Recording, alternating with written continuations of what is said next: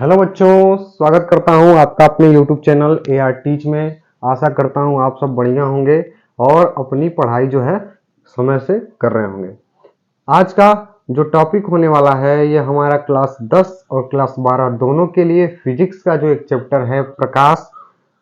12 में जो चैप्टर है उसका नाम है प्रकाशिकी और 10 में जो चैप्टर है प्रकाश। इन दोनों का बेसिक जो है हम आज कवर करने वाले हैं। तो यही जो बच्चे 10 में हैं, जो बच्चे 12 में हैं, ये दोनों इस वीडियो को देख सकते हैं कि आखिर प्रकाश क्या होता है और प्रकाश का गुण क्या होता है और प्रकाश का परावर्तन अपवर्तन ये सारी आपको समझ में आएगी। ठीक है, तो शुरू करते हैं। और शुरू करने से पहले अगर आप चैनल पर नए हैं तो चैनल को सब्सक्राइब कर लीजिए, लाइक कर लीजिए और शुरू करते हैं हम आज का चैप्टर प्रकाश। ठीक है, प्रकाश क्या होता है जिसको हम इंग्लिश में लाइट बोलते हैं। प्रकाश जिसको इंग्लिश में लाइट बोला जाता है। ठीक है, प्रकाश क्या है? तो बिना प्रकाश की सहायता के हम किसी भी वस्तु को देख नहीं सकते हैं। यह सबसे बड़ी बात है कि अगर लाइट न हो, सूर्य न चमके तो हमें वस्तु दिखाई नहीं देगी। इसका मतलब क्या है कि प्रकाश एक ऐसा माध्यम है जिससे हम वस्तु को देखते हैं। अगर एक अंधेरे कमरे में आपको भेज दिया जाए तो वहां पे हम किसी भी चीज को देख नहीं पाएंगे। क्यों? क्योंकि वहां पर प्रकाश नहीं है जिससे हमको वस्तु दिखाई नहीं देती है। इसका मतलब क्या है? तो हम सोचेंगे तो हमको यह लगेगा कि प्रकाश एक ऐसा माध्यम होता है जिसके द्वारा हम वस्तु को क्या करते हैं, देखते हैं। अच्छा सा डिफिनीशन बन सकता है। तो डिफिनीशन क्या इसका बनेगा कि प्रकाश वह माध्यम है। तो मैं लिखता हूं प्रकाश वह माध्यम है जिसकी सहायता से वस्तु को देखते हैं।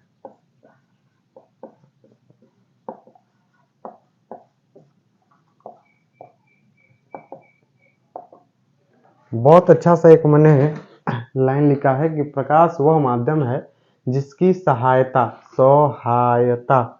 से वस्तु को देखते हैं। अर्थात क्या कर सकते हैं? प्रकाश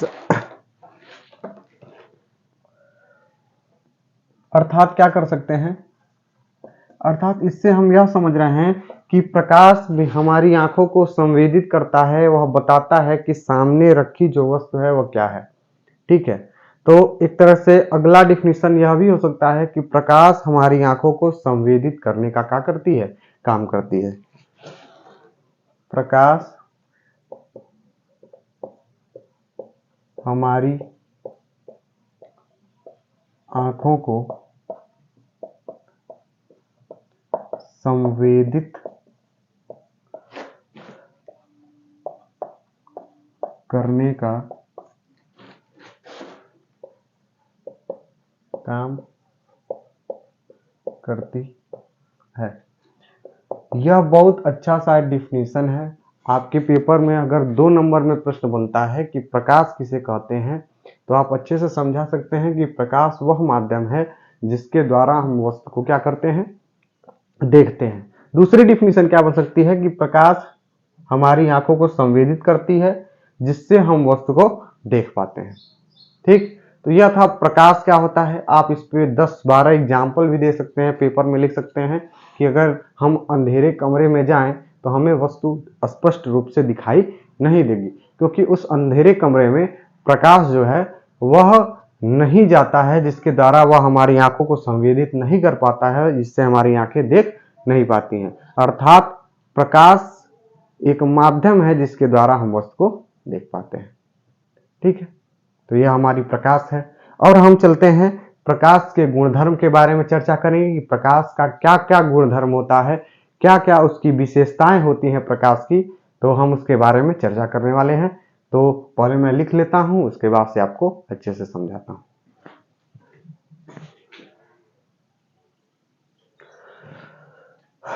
तो हमने लिख लिया है प्रकाश के क्या क्या गुणधर्म होते हैं। तो प्रकाश के निम्न गुणधर्म होते हैं, जैसा कि मैंने बोर्ड पर लिखा है कि प्रकाश का गुणधर्म। प्रकाश, पहला मैंने लिखा है कि प्रकाश सदैव सीधी रेखा में गमन करती है। ठीक है, तो प्रकाश का यह एक विशेष गुण होता है कि वह हमेशा सीधी रेखा में है, जो है वह गमन करती है। ठीक है, हमेशा वह सीधी रेखा में गमन करेगी, स्ट्रेट लाइन में गमन करती है। कभी ऐसा नहीं है कि इस तरीके से जो है वह गमन करे, कभी ऐसा नहीं होगा कि वह टेढ़ी मेढ़ी रास्ते पर गमन करे, हमेशा वह सीधी रेखा पर चलती है, स्ट्रेट लाइन में चलती है। ठीक है ना। दूसरा क्या है, तो हमने लिखा है कि प्रकाश का तरंग दैर्घ्य। यहाँ पे आपको एक नया शब्द देखने को मिलेगा, तरंग दैर्घ्य, जिसको हम लेमडा से प्रदर्शित करते हैं, और उसका मान कितना होता है, 3900 एंगस्ट्रॉम से लेकर 7800 एंगस्ट्रॉम के बीच में इसका तरंग दैर्घ्य होता है। अर्थात कहने का मतलब क्या है कि 3900 एंगस्ट्रॉम से लेकर 7800 एंगस्ट्रॉम के बीच के प्रकाश को हम क्या कर सकते हैं, देख सकते हैं। अर्थात अगर इससे ज्यादा होगा तो वह तब प्रकाश न कह के, दृश्य प्रकाश न कह के हम उसको रेडियो तरंग कह सकते हैं। ठीक है, तो अगर इसके बीच का जो प्रकाश हमको दिखेगा तो वह प्रकाश है, उसकी तरंग दैर्घ्य जो है वो कितनी होती है, 3900 एंगस्ट्रॉम से लेकर 7800 एंगस्ट्रॉम के बीच में होती है। ये ऑब्जेक्टिव में प्रश्न बनता है कि प्रकाश की तरंग दैर्घ्य कितने से कितने तक होती है, तो याद रखिएगा 3900 एंगस्ट्रॉम से लेकर 7800 एंगस्ट्रॉम के बीच में होती है। ठीक है, अगला है कि प्रकाश की चाल निर्वात में। यहां पे एक शब्द मैंने जोड़ा है, निर्वात। निर्वात शब्द क्या होता है कि वह तंत्र जिसमें कुछ न हो, न वायु हो, कुछ न हो, तो उसको हम निर्वात कहते हैं। जैसे कहने का मतलब यह है कि पूरा जो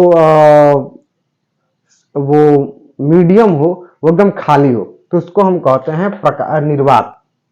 कहने का मतलब क्या है कि यदि प्रकाश जो है वह निर्वात में चलेगी, अर्थात उसको किसी माध्यम की आवश्यकता नहीं है प्रकाश को चलने की, अर्थात वह खाली स्थान पर चलता है, तो उसकी जो चाल होती है वह 3 × 10⁸ मीटर प्रति सेकंड की होती है।